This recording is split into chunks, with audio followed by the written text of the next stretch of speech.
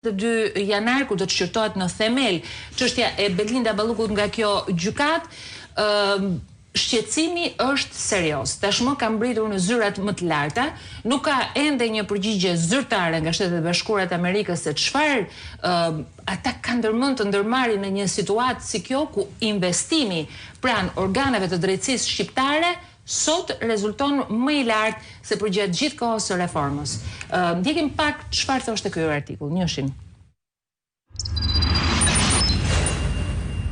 Departamenti Amerikan i Shtetit ka refuzuar deri më tani të komentojë mbi një krizë korrupsioni në rritje që po përfshin Shqipërinë, një aleate të rëndësishme të Shteteve të Bashkuara në rajon, shkruan Fox News, media më e madhe amerikane. Ndërkohë media amerikane shpreh se vendimi i rikthimit të Ballukut në detyrë është jo përfundimtar. Pas vendimit të një gjykate shqiptare për të larguar nga detyra zëvendës kryeministrën Belinda Balluku, nën akuzën se kishte ndërhyrë në 2 tendera ndërtimi, kryeministri socialist Edi Rama e qoi çështjen në gjykatën kushtetuese. Ky afundi sipas raportimeve mediatike vendosi të premten të rikthej Ballukun në detyrë deri në marrjen e një vendimi përfundimtar. Nuk e di nëse është lidhje rastësore apo jo Basir, por para se ta vazhdojmë komentin me ty, dua të ndjekim pak një shkëmbim që është zhvilluar një ditë më parë midis kryeministrit të vendit dhe i cili ka folur nga podcasti i tij, pra jo në pozicionin zyrtar, po themi nga zyra apo me një deklaratë që mund vinte nga zyra e kryeministrit, por në cilësinë e një moderatori të podcastit të së dielës, nga ana tjetër me BKH-n, Byron Kombëtare të Hetimit, e cila është përgjigjur në mënyrë institucionale. Akuza të ndërsjellta, por shumë serioze, po të kemi parasysh se bëhet fjalë për shtetin e së drejtës.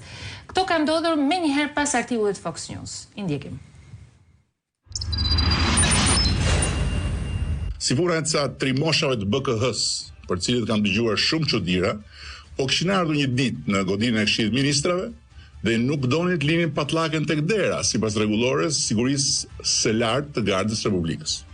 Pra nuk dua kurse si të them se ferrat e mendësive dhe sëmundjet vjetra e kanë marrë uratën e drejtësisë së re, por dua të ndaj me të gjithë bindjen se ka ardhur koha një reflektimi serioz. Në hyrjen e brendshme të Këshillit të Ministrave, hetuesit janë informuar nga Garda e Republikës se sipas rregullave në fuqi nuk lejohet hyrja me armë zjarri në ambientet e brendshme të institucionit. Njëri prej hetuesve ka kërkuar sqarim mbi mënyrën dhe vendin e depozitimit të armëve. Garda e Republikës i ka orientuar që armët të liheshin në dollapet e posaçëm të sigurisë në hyrje të institucionit. Pas verifikimit se ambienti i depozitimit ishte i sigurt dhe i monitoruar me kamera, hetuesit kanë depozituar armët dhe kanë vijuar normalisht me kryerjen e veprimeve procedurale.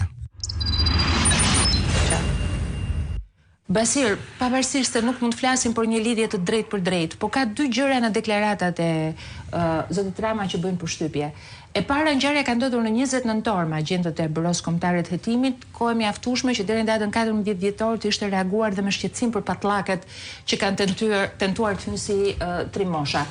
Por nuk mund lëmë mënjan edhe faktin tjetër që titulli kryesor tek Fox News për vendimin e gjykatës kushtetuese natyrisht i drejtohet, po themi ne në mënyrë morale minimalisht, kryeministrit. Ka diçka që shohun në këto nervozizëm të theksuar dhe me një çikuilibër të kryeministrit të vendit.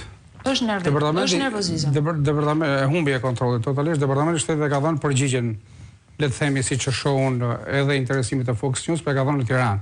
Po.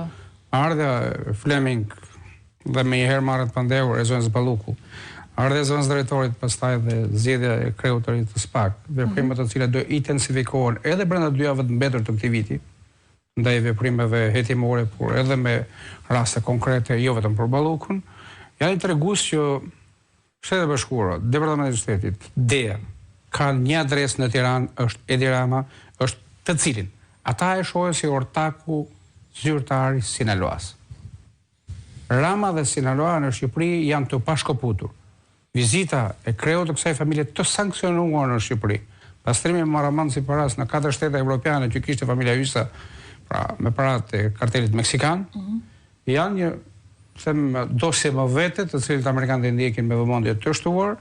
Miliardat që çekohen nga zona Balluku janë me fasoneri e Edi Ramës, ortakët që futen aty, njerëz e grupeve kriminale që pastrojnë kokainën, pra miliarda kokainës në këtë pellk, në këtë shtek, janë dosje përbashkët Rama Balluku dhe Rama do të ketë të qartë diçka që ku shkojnë agentët e BKH-s, ata shkojnë për të arrestuar njerëz. Shkojnë për të arrestuar, ajo historia e Patlakës, mua më kujton dëshpërimin e Ramos kur e tha publikisht që ore mos kujtoni se do merren edhe celularin tim. Mos guxoni. Ata do mos guxoni të merren se do i marrin edhe celularin. Do i marrin edhe breket le të themi zyrtare në kuptimin metaforik të doshit. doshit. I shkreu KLP-s kishte bërë një deklaratë shumë interesante. Po, që ata vinë siç ishte rasti i Veliut, shkon agjentë e BKH. Kanë të drejtë edhe të vënë prangat. Po, ata shkojnë në arreston. Ata bëjnë ndalimet, shoqërimet dhe arrestimet. Edhe kujtojmë këtu një nga arrestimi i Veliut ishte në të njëjtën kujtoj në të njëjtën procedurë. Të Klodian Braus tek prezantimi i prokurorit të ri të zgjedhur, kur tha që ne kemi ekipin ton, pra më njanoi policinë e shtetit nga veprimet e pritshme. Unë dalë të çështja përgjimeve aty, që do kemi ekipin ton për të bërë përgjimet, pra për hetime më të thelluara që mos kemi nevojë të jemi të ndërvarur nga policia dhe nga instancat e tjera. Siç e tha edhe Dormani, vetëm dosje të tanishme ne kemi pas 70 oficer policie, prokuror, gjyqtar, pra trupa e paqekuar në këtë mënyrë siç është SPAK-u, për filtrin e besueshmërisë, i jep të drejtë atyre që duke qenë se rritet densia e veprimeve dhe e njerëzve të rëndësishëm me pushtet që do shkojnë atje të SPAK-u, ai lajmëroi prokurorin e zgjedhur që do jenë ta 20 prokurorë dhe 60 oficer policie, BKH-s, 60 agent, që do të kenë dieni se kujt do t'i trokasim me dhe pa Patlake. Po, gjëja që më bëri përshtypje është kjo, nga 20 nëntori, pse zgjodhi pikërisht të reagojë në 14 dhjetor? Zgjodhi të reagojë Rama, sepse Rama ka dieni edhe për veprimet e tjera që kryen. Pra, mendon që ka ndodhur nga 20 deri në 14 ajo çfarë shohën te struktura e posaçme. Rama po humbet kontrollin e dikush. Po fillon t'i dalin ata njerëz zgjuar ata atje që dikur e kanë dëgjuar fjalën e Ramës. Kushtetuese nuk e humbi. Pra ai ka kushtetuese në minutat e fundit të fitoi. Mos gaboj dhe mbledhje e qeverie.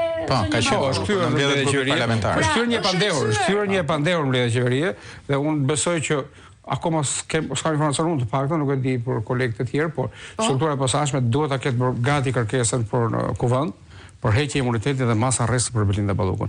Të lësh një të pandehur, $100 milion, të rikthehet në zyrë, ti kap me radhë, ai sa i të dëshmitar prova shkresa ti bëj lëmsh, sigurisht që nuk e ka në luks të madh sepse një pjesë e madhe e materialeve kanë rënë në duart e duhura të hetimit dhe investigimit, po kjo pjesë lirie për koshkët e Ermisë Diana mund shërbej edhe nga gjurmime dhe përgjime që janë, jo vetëm Belinda, por gjithë ekip Zonja Balluku, pra gjithë entourazhi i saj dhe i Ramës. Se më intereson pak ajo që the Basir edhe pak, pra ti thua, pavarësisht vendimit që mori gjykata kushtetuese, e cila e ka lejuar për një muaj deri në 22 janar të jetë në zyrë. Me gjëra Selami se janar, sa atëre kanë ditë liri. Pavarësisht se kjo është lexuar si një fitore, po themi ne, Edi Ramës, mund të sjell nga ana tjetër për shpejtim të procedurës për kërkesë heqje imuniteti. Ka dhe diçka, mund të jetë, po marr anën e mirë të kësaj ngjarje, megjithëse unë besoja se gjykata kushtetuese nuk do të pezullon të krejt sistemi gjyqësor apelin dhe veprimet e tjera, le të themi të vendimmarrës për këtë çështje, mund të jetë edhe një shtek për të bërë precedentin se si mund të sillesh pra për ta unifikuar vendimmarrjen, le të themi të sistemit drejtësisë me një vendim të gjykatës kushtetuese në 22 janar. Megjithëse atë ka dhënë shumë kohë, gjyqtarët e njohur me çështën, e njohur materialet, e njohur me dosjen, e kanë dhënë tepër kohë, le të themi 22 janarit për të shkuar atje në vendimmarrje. Në ato datë kur ata bën ato që bën, mund të kishin marrë edhe një vendim nëse atë shqyrtimin themel siç presin. Por gjithsesi, kjo nuk është kohë e fituar, por Ramën është kohë e humbur për të. Është kohë e humbur. Sami është rikthyer Belinda Balluku në detyrë, sot ka qenë mbledhje qeverie, e cilat janë risqet e qëndrimit saj në detyrë, i jep vetë kërkesa e GKK-s, e cila më herët kishte kërkuar pezullimin pikërisht për këtë arsye. Një situatë e cila pavarësisht analizës që mund t'i bëjmë ne nga pikpamja juridike, nëse qëndron ajo gjykatës kushtetuese apo jo etj, do të qëndrojmë pak këtu, pra në këtë moment kur jemi. Kjo është kthyer në fitore apo është fitore si e pirë